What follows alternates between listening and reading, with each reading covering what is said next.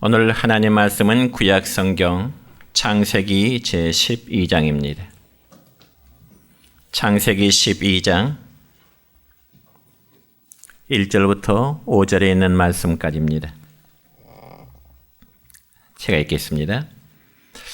여호와께서 아브라함에게 이르시되 너는 너의 고향과 친척과 아버지의 집을 떠나 내가 네게 보여줄 땅으로 가라. 내가 너로 큰 민족을 이루고 네게 복을 주어 내 이름을 창대하게 하리니 너는 복이 될지라. 너를 축복하는 자에게는 내가 복을 내리고 너를 저주하는 자에게는 내가 저주하리니 땅의 모든 족속이 너로 말미암아 복을 얻을 것이라 하신지라. 이에 아브라함이 여호와의 말씀을 따라갔고 롯도 그와 함께 갔으며 아브라함이 하란을 떠날 때 75세였더라. 아브라함이 그의 아내 사레와 조카 롯과 하란에서 모은 모든 소유와 얻은 사람들을 이끌고 가나안 땅으로 가려고 떠나서 마침내 가나안 땅에 들어갔더라. 아멘. 사랑과 축복의 메시지 나눕니다. 사랑하고 축복합니다. 사랑하고 축복합니다. 감사합니다. 오늘은 구약성경 창세기 12장 1절부터 5절에 있는 말씀을 중심해서 행복한 나그네의 삶이라는 제목으로 말씀을 선포하고자 합니다. 여러분, 우리나라 최고의 풍류 시인으로 잘 알려진 방랑 시인 김삿갓이라는 사람이 있었습니다. 그는 경기도 양주에서 태어났으며 그의 본명은 역시 김병년이라는 사람이지요. 그렇지만 그는 그의 본명보다는 김삿갓이라는 별칭이 더 많이 알려지고 있습니다. 왜냐하면 그는 죽장에 삿갓 쓰고 천국 방방곡곡을 돌아다니면서 해학을 토해내며 이름을 물어봐도 자기 이름을 밝히지 않고 고향을 물어도 모르는 채 하면서 천국을 다녔던 사람입니다. 그래서 아무튼 자신의 본명 김병렬이라는 이름보다는 역시 김삿갓으로 더 잘 통했던 것이죠. 그런데 어느 날 이 김삿갓이 바람 따라 구름 따라 어느 길을 걷다가 하루 해가 저물어 갔습니다. 거기서 더 이상 길을 걸을 수가 없게 된 거죠. 그러던 차에 김삿갓의 눈앞에 큰 집이 눈에 띄고 그 집을 찾아서 하룻밤 유하기를 이제 청했습니다. 한밤중에 죽장에 삿갓 쓴 어떤 나그네를 보는 그 주인은 이런 지하에 거절해버립니다. 그러면서 말하기를 여기는 여관이 아니니 저 건너 객주집으로 가보세요. 그자 김삿갓은 궁금하다는 듯이 주인에게 묻습니다. 주인장, 당신은 이 집에서 몇 대나 살아왔습니까? 그자 주인은 대답하기를 우리는 여기서 16대가 살고 있습니다. 그래서 주인의 대답을 들은 김삿갓은 또다시 묻기를 그러면 그 16대가 지금까지 이 집에 다 생존해 계신가요? 그렇게 물을 때 주인은 대답하기를 그야 다 세상을 떠나셨죠. 그렇게 대답을 들은 이제 김삿갓은 빙그레 웃으면서 주인에게 이렇게 말합니다. 그렇다면 당신도 이 세상을 살다가 언젠가는 떠날 것이 아니겠소? 그러니 따지고 보면 당신도 나그네요. 나도 나그네이니 같은 처지에 하룻밤만 좀 쉬었다 가게 해주세요. 김삿갓의 그런 채치는 말을 듣자 집주인은 그의 말을 듣고 하룻밤 유숙시켰다고 하는 그런 이야기가 있습니다. 자, 그렇다면 오늘 우리는 본문 읽은 성경 말씀에 보면은 인생 나그네의 길을 걸었던 한 사람을 소개하고자 하는데 그 사람의 이름은 아브라함이라는 사람입니다. 그러면 과연 아브라함의 삶은 이 땅 위에서 어떤 삶을 살았을까요? 첫째는 그는 세상의 삶을 나그네의 삶으로 인식을 했습니다. 여러분이 세상의 모든 사람은 다 잠시 머물다 떠나는 나그네임은 우리는 분명한 사실입니다. 그래서 신약성경 히브리서 11장의 말씀 보면은 믿음의 사람들을 소개할 때에 히브리서 11장 3절의 말씀을 보면 아브라함의 믿음에 대해서 이렇게 표현하고 있습니다. 시작. 아브라함은 믿음을 따라 죽었으며 약속을 받지 못하였을 때 그것들을 멀리서 보고 환영하며 또 땅에서는 외국인과 나그네임을 증언하였으니 아멘. 그렇습니다. 믿음의 조상 아브라함은 이 세상에 풍요로운 삶에 그의 애착을 두지 않고요, 그저 나그네로서의 삶을 살았던 것입니다. 그러면 과연 나그네의 삶은 어떤 삶일까요? 나그네는 여러분 한 곳에 정착하지 않습니다. 그래서 오늘의 삶이 다르고 내일의 삶의 환경이 다르죠. 그리고 언젠가는 자기의 고향을 찾고자 하는 간절한 소망을 두고 살아가는 게 나그네로서의 삶인 것입니다. 여러분, 인생이 무엇인가라는 질문에는 여러 가지 답이 나올 수 있을 것입니다. 그렇지만 그 가운데 하나는 잠시 머물다가는 나그네라는 사실을 아마 빼놓을 수는 없을 것입니다. 그래서 오늘 읽은 본문 말씀에 보면 믿음의 조상 아브라함도 갈대아 우리에서 떠나 하란으로 갔다가 그곳에서 또 여러 곳을 거쳐 가나안으로 들어가 살다가 하나님의 부르심을 받았다는 내용으로 소개되어 있습니다. 그러니까 한마디로 세상에서 나그네의 삶을 살다가 믿음의 조상 아브라함은 하나님의 부르심을 받게 된 것입니다. 그러므로 여러분, 신약성경 베드로전서 2장 11절의 말씀을 보면 이 베드로 사도는 이 시대를 사는 우리에게 이런 권면의 말씀을 주고 있습니다. 시작. 사랑하는 자들아, 거류민과 나그네 같은 너희를 권하노니 아멘. 그렇습니다. 뿐만 아니라 창세기 47장의 말씀을 보면 애굽왕 바로가 야곱에게 나이를 묻습니다. 너의 나이가 몇 살이냐? 그때 야곱은 바로왕의 물음에 대해서 창세기 40장 9절의 말씀 보면 이렇게 자신을 소개합니다. 시작. 내 나그네의 길이 세월이 130년이니이다. 내 나이가 얼마였더니 우리 조상의 나그네 길의 세월에 미치지 못하나 험악한 세월을 보낸 나이다. 아멘. 뿐만 아니라 역대상 29장 15절의 말씀 보면 이렇습니다. 제가 읽습니다. 우리는 우리 조상들과 같이 주님 앞에서 이방 나라와 거류민들이라. 세상에 있는 날이 그림자 같아서 희망이 없나이다. 그렇습니다, 여러분. 우리 모두는 이 세상에 잠시 머물렀다가 다시금 세상을 떠나는 나그네와 같은 자라는 말입니다.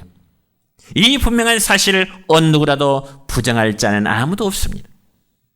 그렇다면 여러분, 우리가 이 세상에서 나그네의 삶으로 살다가 생을 마치면 모든 것이 끝이 되고야 말까요? 결코 그렇지 않습니다. 여러분이 세상의 삶은 잠깐이요, 또다시 시작되는 사후의 세계는 영원한 삶이 있음을 여러분 믿으시기를 축원합니다. 특별히 우리나라 최초의 신학교로 세워진 평양신학교 제1회 졸업생 중에 한 분이었던 길선주 목사님이란 분이 계셨습니다.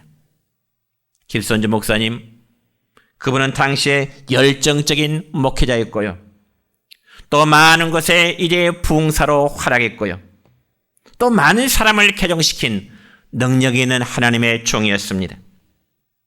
그리고 부흥운동을 통하여 많은 교회를 설립했고요, 특별히 우리 기독교 역사 가운데 1907년에 시작된 평양 대부흥운동에서 이 길선주 목사님은 주도적인 역할을 했던 위대하신 분이십니다. 그런데 여러분, 이 길선주 목사님이 어린 시절에 자기의 친구와 함께 잔디에 누웠습니다. 잔디에 누워서 하늘에 떠가는 아름다운 구름을 보고 있었습니다. 그런데 그 하늘에 떠있는 아름다운 구름이 너무너무 아름답고 예뻐서 그 구름에 자기의 이름을 붙였습니다. 저 구름은 길선주 나야. 아마 그런 마음이었겠죠. 그런데 잠시 후에 아름다운 그 구름들이 어느 순간 조금씩 흩어지면서 완전히 없어져 버린 겁니다. 너무 아름다웠던 그 구름이, 자기 이름을 붙였던 그 아름다운 구름이 순식간에 없어져 버린 거죠. 그래서 어린 소년 기선조는 그 구름이 없어진 것을 보고 울기 시작합니다. 그런데 함께 옆에 있던 친구가 말합니다. 구름은 원래 있다가 바람 따라 움직이다가 어느 순간에 사라진 거야. 그때 당시의 기선주 소년은 우리 인생도 어린 시절의 어린 소년의 기선주의 마음이지만 저 구름처럼 있다가 사라질 버릴 것을 생각하니 허무해서 울었다고 하는 그러한 유명한 일화가 있습니다. 사랑하는 성도 여러분이요, 우리 인생의 삶은 정말 잠깐뿐입니다.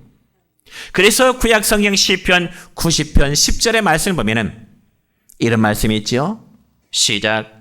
우리의 연수가 70이요 강건함은 80이라도 그 연수의 자랑은 수고와 슬픔뿐이요 신속기간이 우리가 날아가나이다. 아멘. 그렇습니다.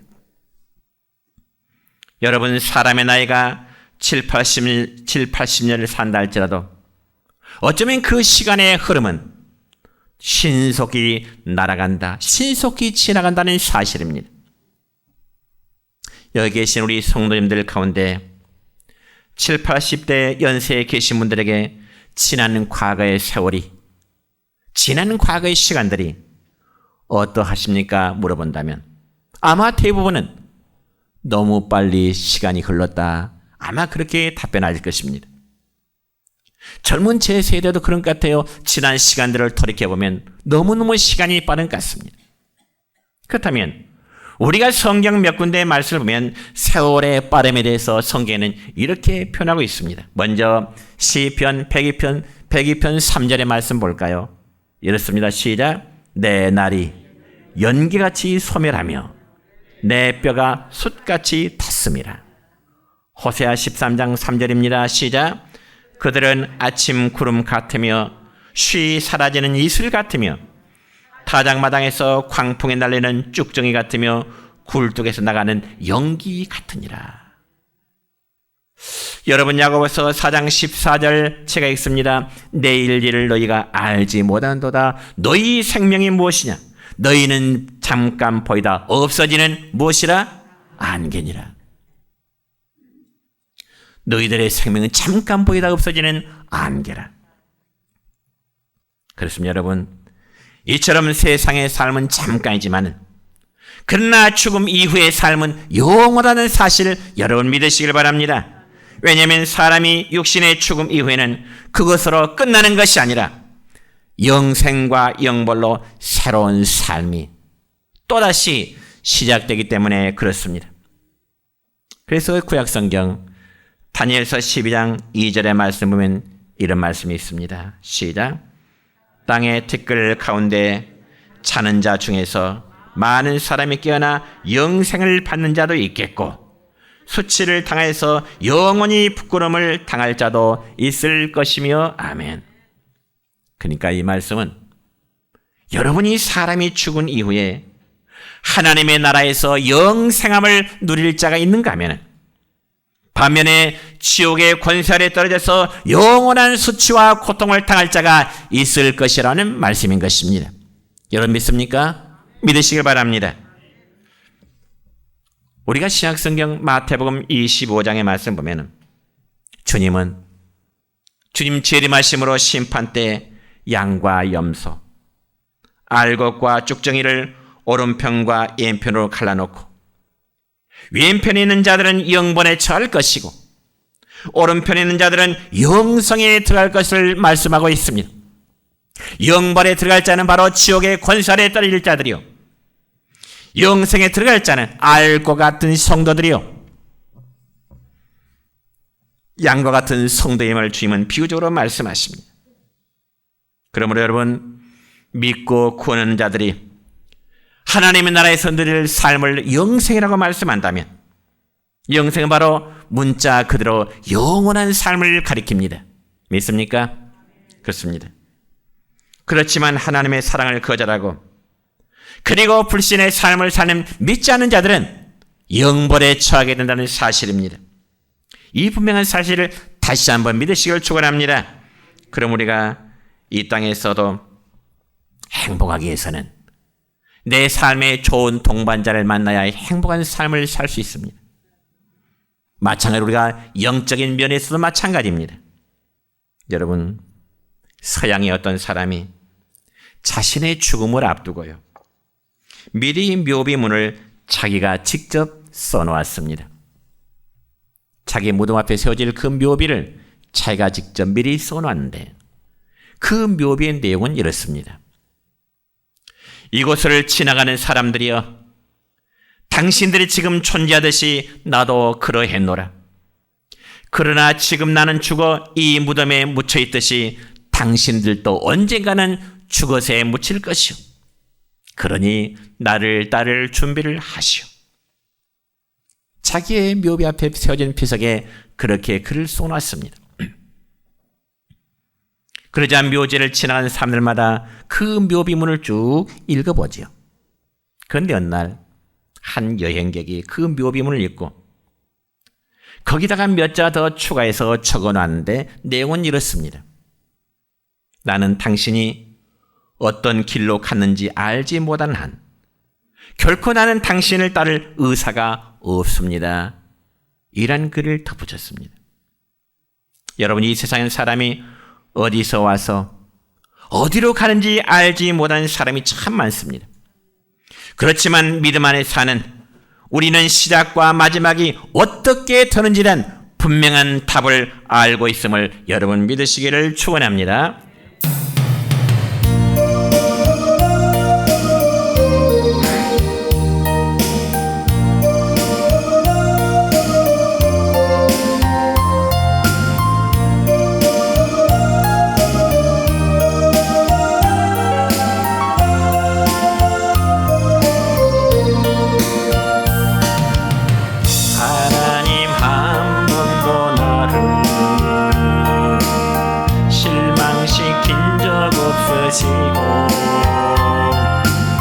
언제나 공평과 은혜로 나를 지키셨네. 오시실하신 주, 오시실하신 주, 내 너를 떠나지도 않으리라. 내 너를 버리지도 않으리라. 약속하셨던 주님, 그 약속을 지키사 이후로도 영원토록 나를 지키시리라 확신하네. 지나온 모든 세월들 돌아보아도 그 어느덧 하나 주의 손길 한 미침도 없네. 오시실하신 주, 오시실하신 주, 내 너를 떠나지도 않으리라. 내 너를 버리지도 않으리라. 약속하셨던 주님, 그 약속을 지키사 이후로도 영원토록 나를 지키시리라.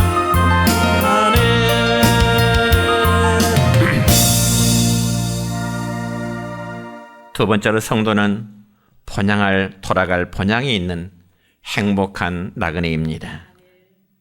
여러분, 사람이 낮에 일하고 밤에 집에 들어가서 자기가 쉴 수 있는 처소가 있고 또 가정에 사랑하는 가족들이 있을 때 정말 행복한 마음을 갖게 될 것입니다.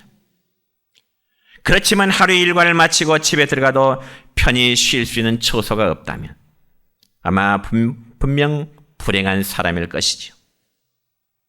그렇지만 더더욱 아는 사람도 없는 낯선 곳이라든지 혹은 이국 땅에서 갈 곳이 없는 사람이라면 더욱 고통스럽고 난감할 수밖에 없는 그런 모습일 것입니다.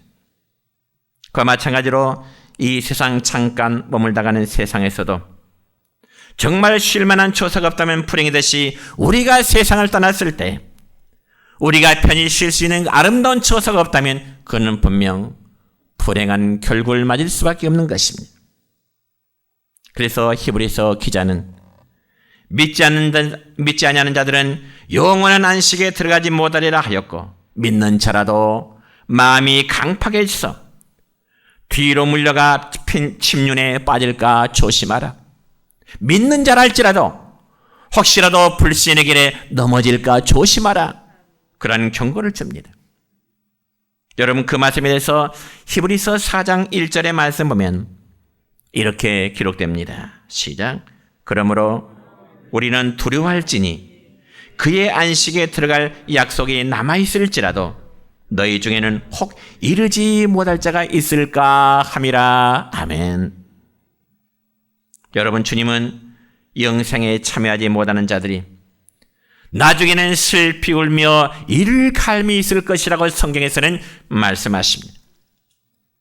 여러분 이 세상의 삶이 전부인 것처럼 사는 사람들은 정말 세상의 삶에 집착하고 세상의 삶에 무거움을 느끼며 살아가게 되는 것입니다. 그래서 성경에 보면 가인과 그의 후손들은요 가는 곳마다 성을 쌓고 무거운 삶을 살았습니다. 그리고 세상에서 영원히 살 것처럼 그들은 장망성을 구출하면서 살고자 했던 것입니다. 그러므로 죽음 이후에 소망이 없는 사람들은 역시 세상 것에 집착할 수밖에 없다는 거죠. 물질에 집착하고요, 세상 연락에 집착하고요, 명예와 권세에 집착할 수밖에 없습니다. 그러면 그 결과는 어떨까요? 그러한 조건 때문에 또 죽게 되죠. 우리가 실제로 여러분 구약성경 창세기 19장에 보면은 하나님께서는 소돔성과 고모라성을 멸망시키기 전에 하나님은 아브라함의 조카인 롯에게 경고의 메시지를 주십니다. 그러면 하나님께서 아브라함의 조카인 롯에게 경고의 메시지는 어떤 메시지일까요? 빨리 소돔성을 떠나라는 메시지였습니다. 그리고 하나님께서 그 성을 어떤 방법으로 멸하실지라도 절대로 뒤를 되돌아봐서는 안 되고 또한 들에 머물러서 안 되고 빨리 산으로 피하라, 그런 경고의 메시지를 주십니다. 그리고 드디어 하나님께서 그 소돔 고모라 성에 불과 유황불을 내리실 때 롯의 아내가 취한 행동이 뭐죠? 이 점에서 창세기 19장 27절의 말씀 보면 롯의 아내의 행동에 대해서 이렇게 기록합니다. 시작. 롯의 아내는 뒤를 돌아보았으므로 소금 기둥이 되었더라. 아멘. 실제로 이스라엘 성지순례 하다 보면은 여러분이 보시는 인편 그림이 있듯이 우뚝 솟은 저 바위가 일명 전해지는 아브라함의 조카인 롯의 아내의 소금 기둥으로, 옆에 보면 여러분 그 보듯이 이 소금 기둥이 되어진 길로 안내하는 안내 표지판이 되어져 있습니다. 영어로, 그리고 히브리어로, 그리고 아랍어로 그렇게 기록되어 있습니다. 그렇다면 여러분, 롯의 아내가 이처럼 하나님의 경고를 받고도 뒤를 되돌아보다가 소금 기둥이 된 것은 한마디로 세상 것에 집착한 결과 때문인 것입니다. 그럼 우리가 이 세상에서 많은 것으로 즐기며 살았어도 정말 이 세상을 떠나서 죽었어도 영생함을 누리지 못한다면 영원한 고통을 받을 수밖에 없다는 사실을 여러분 꼭 믿으시기를 축원합니다. 그런 반면에 나그네 길을 걷는 인생이 마지막 돌아가는 처소에 대한 소망을 갖는다면 그는 정말 행복한 자입니다.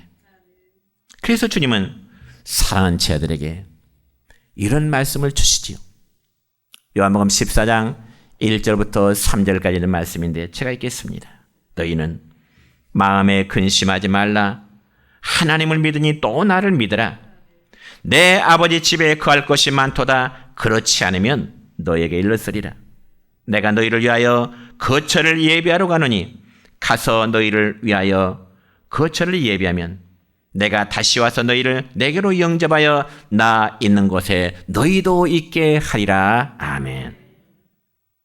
주님께서는 우리의 모든 성도를 위해서 미리 준비해 놓으신 그 나라에 대한 소망을 가지고 사랑하는 사람들은 정말 행복한 인생 나그네 길을 걷고 있음을 여러분 믿으시길 바랍니다. 그래서 바울 사도 역시 증언하기를 성도들이 이 땅에서의 모든 삶을 마감하면 하나님께서는 성도들을 위한 영원한 거처가 있음을 신약성경 고린도후서 5장 1절에 보면 또 이런 말씀을 우리에게 주십니다. 시작. 만일 땅에 있는 우리의 장막집이 무너지면 하나님께서 지으신 집 곧 손으로 지은 것이 아니요 하늘에 있는 영원한 집이 우리에게 있는 줄 아노라. 아멘. 여러분, 이러한 소망과 확신을 가지고 살아가는 성도는 삶에 여유가 있습니다. 물론 우리가 걸어가는 인생의 광야길에는 인생 나그네 길에는 목마름이 있고요, 배고픔이 있고요, 때로는 헐벗음이 있고요, 병드는 일이 있습니다. 그렇기 때문에 인생 나그네 길을 걷는 자들은 서로 만나 위로하고 그러면서 도우면서 살아갈 수 있기를 축원합니다. 여러분, 우리 성도는 항상 하나님의 나라, 우리가 돌아갈 영원한 번영을 사모하는 믿음을 가지고 살아가야 되는 것입니다. 그래서 신약성경 히브리서 11장에 보면은 믿음의 사람들은 하나같이 땅에서 외국인과 나그네의 삶을 살아갔고요, 그리고 그들은 더 나은 번영을 사모하면서 살아갔노라, 그렇게 기록하고 있습니다. 여러분, 하늘나라 번영을 사모하고 소망하고 사는 사람들은 어쩌면 이 세상의 삶을 무겁게 살아간 것이 아니라 가볍게 살아가고자 합니다. 무슨 말인가 아니에요? 여러분, 성경에 기록된 우리의 믿음의 조상이라고 불리는 아브라함은요, 고향을 떠나 어디를 가든지 그곳에서 오래 살 수 있도록 어떤 이제 성을 쌓지 않고 그들은 초라한 장막을 치고 살았습니다. 그러니까 의식주를 가볍게 하면서 살아갔다는 거죠. 우리가 예를 들어서 여행을 할 때면 여행을 하는데 아주 간편한 짐을 가지고 가는 것이 현명한 일이죠. 그렇죠? 그런데 반대로 여행을 하면서 짐을 크게 한다든지 혹은 무거운 짐을 가지고 간다면 어떻게 될까요? 아마 짐을 잃어버리지 않을까 하는 걱정 때문에 그 여행은 망치고 말 것입니다. 그와 마찬가지로 여러분, 우리의 삶의 짐이 가보면 인생의 여행도, 우리 인생의 삶이 가보면 우리 인생의 나그네 길도 여러분 즐길 수 있을 줄로 믿습니다. 그렇지만 여러분, 너무 크고 좋은 집을 짓고 살면 모든 관심이 집에 쏠리게 되죠. 그래서 집을 크게 멋지게 사는 것이 마치 인생의 목적이요, 집을 크게 짓고 사는 것이 인생의 행복인 줄로 우리는 착각할 수가 있습니다. 여러분, 우리가 나그네처럼 사는 것, 우리 삶의 모든 무거운 것들을 주께 맡기는 삶이 될 줄 믿습니다. 여러분, 예수님도 세상에 계실 때요, 나그네처럼 사셨습니다. 그래서 주님은 사랑하는 제자들을 전도에 내보내실 때도 너희가 전대 금이나 은이나 동을 가지지 말고 너희가 여행을 할 때 주머니나 두벌 옷이나 신을 가지지 말아라. 왜 그랬을까요? 너희들의 나가는 길에 하나님이 도우실 테니 욕심 부리지 말고 모든 집착에서 벗어나 가볍게 살아라. 아마 그런 의미일 것입니다. 다시 말씀드려서 정욕과 탐욕을 버리며 가볍게 살아가라는 주님의 교훈일 것입니다. 여러분, 오늘 우리의 모든 문제는 탐욕과 정욕에서 생겨나게 되는데, 나그네 생활은 탐욕을 버리고 떠나서 가볍게 사는 삶을 의미할 것입니다. 그래서 그런 사람은 항상 돌아갈 본향을 사모하며 주님께서 부르시면, 주께서 오라 하시면 미련 없이 훌훌 털고 주님이 예비하신 더 나은 본향, 우리가 영원히 갈 수 있는 하나님 나라의 본향으로 가게 될 줄 믿으시기를 축원합니다. 세 번째로, 본향에 들어갈 준비를 잘하는 성도는 가장 행복한 나그네입니다. 준비를 잘하는 행복한 나그네입니다. 여러분, 우리가 장차 들어갈 하나님의 나라는 준비를 잘하여 들어가는 행복자가 있는가 하면 반대로 겨우 들어가는 자들도 있을 것입니다. 그러면 과연 겨우 하나님의 나라에 들어갈 자, 겨우 하나님의 나라에 들어갈 자는 과연 어떤 자일까요? 대표적인 한 사람을 우리가 성경에 들어볼까요? 그가 누굴까요? 그는 바로 주님께서 십자가에 달리실 때 함께 십자가에서 처형당한 강도 중에 한 사람이었습니다. 예수님의 좌우에 두 강도가 함께 십자가에 달렸지만 한 사람은 주님께 부탁합니다. 주 예수여, 당신의 나라에 임하실 때 나를 좀 기억해 주세요. 좋다. 오늘 네가 나와 함께 낙원에 있으리라. 그 사람 분명 하나님의 낙원에 있으리라 구원함을 받은 자입니다. 그러면 어떻게 해서 강도가 하나님의 나라에 들어갈 수 있는, 하나님 나라에 들어갈 수 있는 그런 구원의 복을 받게 되었을까요?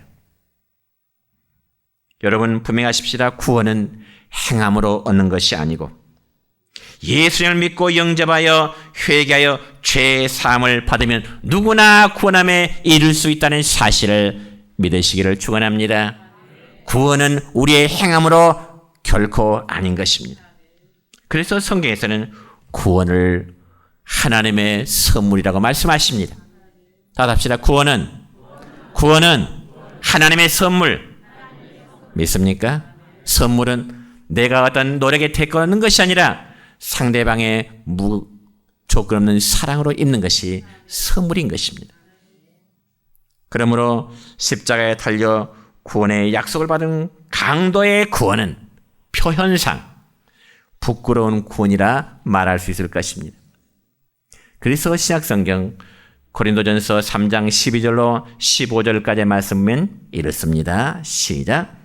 만일 누구든지 금이나 은이나 보석이나 나무나 풀이나 집으로 이 터 위에 세우면 각 사람의 공적이 나타날 터인데 그날이 공적을 밝히리니 이는 불로 나타내고 그 불이 각 사람의 공적이 어떠한 것을 시험할 것입니다. 만일 누구든지 그 위에 세운 공적이 그대로 있으면 상을 받고 누구든지 그 공적이 불타면 해를 받으리니 그러나 자신은 구원을 받되 불 가운데서 받은 것 같으리라. 아멘. 여러분, 장차 하나님의 나라 본향을 향해 가는 행복한 성도는 잘 준비하는 자입니다. 그러면 과연 우리가 어떻게 사는 것이 하나님의 나라를 소망하며 살아가는 성도들의 올바른 자세일까요? 첫째는 목적 있는 삶을 살라는 것입니다. 목적 있는 자의 삶. 여러분, 창세기 12장의 말씀 보면 하나님께서는 아브라함에게 말씀하십니다. 아브라함아, 네가 살고 있는 고향과 친척과 아버지 집을 떠나서 내가 너에게 보여줄 땅으로 가라. 하나님은 아브라함에게 말씀하십니다. 그렇다면 여러분, 하나님의 그 말씀을 아브라함이 순종하기가 쉬울까요? 특별히 아브라함 시대에 사람이 자신의 고향을 떠나서 산다고 하는 것은 일종의 모험과도 같았습니다. 그렇다고 해서 하나님이 보여주신다는 그것이 어떤 곳인지는 전혀 알 수 없는 미지의 세계죠. 아마 오늘 같으면 웬만한 정보는 우리가 컴퓨터를 통해서 다 알 수 있지 않습니까? 그러나 아브라함은 하나님께서 보여주신다는 그 말씀 외에는 전혀 알 수 없는 미지의 세계를 향해서 떠나게 되는 것입니다. 그럼에도 아브라함은 조금도 주저하지 않고 즉각 순종하여 갈대아 자기의 고향을 떠나게 되는 거죠. 그러면 과연 아브라함이 하나님의 그 말씀을 듣고 순종할 수 있었던 그 원인, 그 이유가 과연 무엇일까요? 그는 하나님께서 자신에게 약속하신 바의 그 약속을 믿었기 때문에 가능한 것입니다. 그래서 여러분 창세기 12장 2절의 말씀 보면 하나님은 아브라함에게 이런 약속의 말씀을 주시네요. 무슨 말씀일까요? 시작. 내가 너로 큰 민족을 이루고 내게 복을 주어 내 이름을 창대하게 하리니 너는 복이 될지라. 아멘. 그렇습니다. 하나님께서 믿음의 사람 아브라함을 통하여 복의 근원으로 삼고자 하셨다면 오늘 우리에게도 아브라함에게 약속하신 그 약속의 복이 임하기를 축원합니다. 그렇다면 오늘 우리도 나를 위해서 내 생각대로 살아서는 안 됩니다. 하나님의 영광, 그리고 하나님을 향한 그와 다른 비전, 그리고 하나님의 목적을 위해서 살아가자는 것입니다. 그러면 먹든지 마시든지 무엇을 하든지 하나님의 영광을 위한 목적으로 우리 살아가시기를 축원합니다. 그 다음에 두 번째는 나눔의 삶을 살자는 것입니다. 여러분, 하나님은 아브라함이 복의 통로로 많은 사람들에게 이롭게 하기를 원하셨습니다. 그래서 본문 3절 끝부분에 보면 땅의 모든 족속이 너로 말미암아 복을 얻을 것이라. 땅의 모든 족속이 너를 통해서 복을 얻게 될 것이라. 여러분, 하나님은 우리의 삶도 아브라함처럼 복의 통로로 하나님의 복을 나누시기를 원하십니다. 그러니 내게 주신 은혜와 사랑, 그리고 복음과 물질을 이웃과 함께 나누며 살 때 하나님은 우리에게 더 채워줄 줄 믿습니다. 오늘 말씀했습니다. 저와 여러분은 인생 나그네 길을 지금 걷고 있는 중입니다. 그러면 여러분의 인생 동반자는 누구라고 생각하십니까? 여러분의 인생 동반자는 누굴까요? 혈연적으로는 역시 사랑하는 가족들이라고 말할 수 있을 것입니다. 그러나 우리의 사랑하는 혈연적인 인생 동반자는 세월이 흐르면 언젠가는 헤어질 때가 있습니다. 그러나 예수님을 여러분의 인생 동반자를 삼다면 그분은 결코 우리를 떠나지 않습니다. 헤어짐이 없습니다. 그리고 우리가 소망하는 영원한 곳까지 함께 동행하여 주실 것을 믿으시길 바랍니다. 그러므로 바라기는 우리 모두의 인생길이 언제나 행복한 나그네의 길이 되시기를 다시 한번 주 이름으로 축원합니다.